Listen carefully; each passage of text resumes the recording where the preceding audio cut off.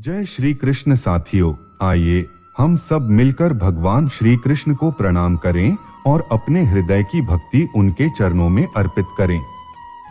जब हम भगवान का स्मरण करते हैं तो एक अलौकिक शांति का अनुभव होता है, लेकिन यही मन जो हमें भक्ति की ओर ले जा सकता है, वही हमें संसार की उलझनों में भी फंसा सकता है। यह मन कभी शांत नहीं रहता, कभी अतीत की यादों में उलझ जाता है तो कभी भविष्य की चिंता में डूब जाता है। यह हर पल भटकता रहता है और हम इसे वश में करना चाहते हैं, लेकिन सफल नहीं हो पाते। क्या आपने कभी ध्यान दिया है कि जब आप भगवान का नाम जपने बैठते हैं तो मन कितनी तेजी से इधर उधर भागने लगता है?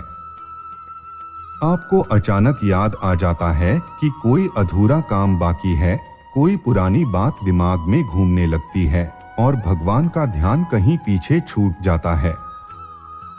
ऐसा क्यों होता है? क्या इस मन को वश में किया जा सकता है? क्या इसे भगवत भक्ति में स्थिर किया जा सकता है? साथियों, यह प्रश्न नया नहीं है। स्वयं अर्जुन ने भी यह प्रश्न श्री कृष्ण से किया था, हे केशव, यह मन बड़ा चंचल है, इसे वश में करना अत्यंत कठिन प्रतीत होता है। यह तो हवा के समान है, जिसे कोई भी पकड़ नहीं सकता। तब श्री कृष्ण मुस्कुराए और बोले, हे पार्थ, निःसंदेह यह मन चंचल है, लेकिन अभ्यास और वैराग्य से इसे नियंत्रित किया जा सकता है। अब प्रश्न यह है कि अभ्यास और वैराग्य क्या है? अभ्यास का अर्थ है निरंतरता, भगवान के नाम का निरंतर स्मरण, उनकी कथा का निरंतर श्रवण, उनके चरणों में अपने मन को बार बार समर्पित करना। वैराग्य का अर्थ है संसार की अस्थायी चीजों से मन को हटाना।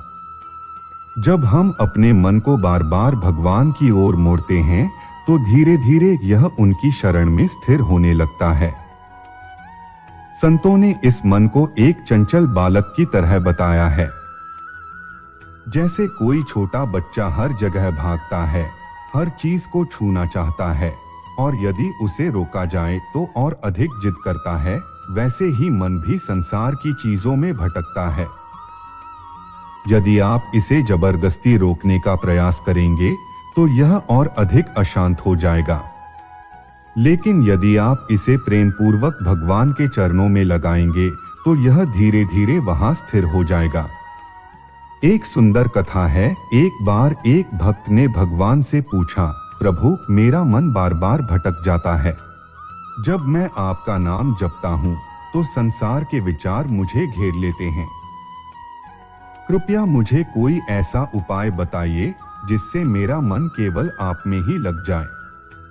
भगवान मुस्कुराए और बोले, प्रिय भक्त, तुम अपनी निष्ठा को परखने के लिए एक कार्य करो। एक कटोरे में पानी भरकर गांव का पूरा चक्कर लगाओ, लेकिन ध्यान रहे कि पानी की एक बूंद भी गिरनी नहीं चाहिए। भक्त को यह कार्य बड़ा सरल लगा। उसने कटोरा उठाया और चल पड़ा। लेकिन जैसे ही वह गांव में पहुंचा तो वहां तरह तरह के दृश्य थे। कोई हंस रहा था, कोई रो रहा था, कहीं संगीत बज रहा था, कहीं झगड़ा हो रहा था। लेकिन उसने किसी भी चीज की परवाह नहीं की, क्योंकि उसका पूरा ध्यान कटोरे के पानी पर था। जैसे ही वह वापस भगवान के पास पहुंचा तो भगवान ने पूछा, बताओ गांव में क्या क्या हो रहा था? भक्त बोला, प्रभु, मुझे कुछ भी नहीं पता, क्योंकि मेरा पूरा ध्यान कटोरे में था। भगवान बोले, जब तुम्हारा मन संसार के विचारों से हटकर केवल एक चीज पर केंद्रित हो सकता है तो क्या वह मुझ पर केंद्रित नहीं हो सकता? यदि तुम हर क्षण मुझे स्मरण करोगे, मेरे नाम का जप करोगे, तो तुम्हारा मन भी संसार की बातों को भूल जाएगा और केवल मुझ में ही रम जाएगा। यह सुनकर भक्त ने कहा, प्रभु, अब मैं समझ गया।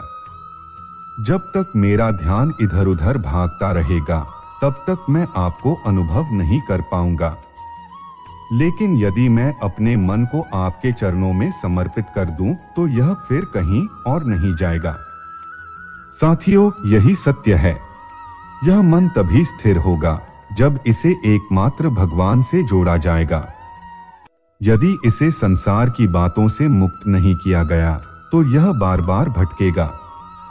लेकिन यदि इसे श्री कृष्ण के चरणों में समर्पित कर दिया जाए तो यह वहीं स्थिर हो जाएगा और हमें परम शांति प्राप्त होगी। तो आइए हम सब मिलकर संकल्प लें कि हम अपने मन को भटकने नहीं देंगे, बल्कि इसे भगवान की भक्ति में लगाएंगे। और यदि यह कथा आपके हृदय को छू गई हो तो कमेंट में राधे राधे अवश्य लिखिए और इस दिव्य संदेश को अधिक से अधिक भक्तों तक पहुंचाइए। भगवान श्री कृष्ण की कृपा आप सभी पर बनी रहे।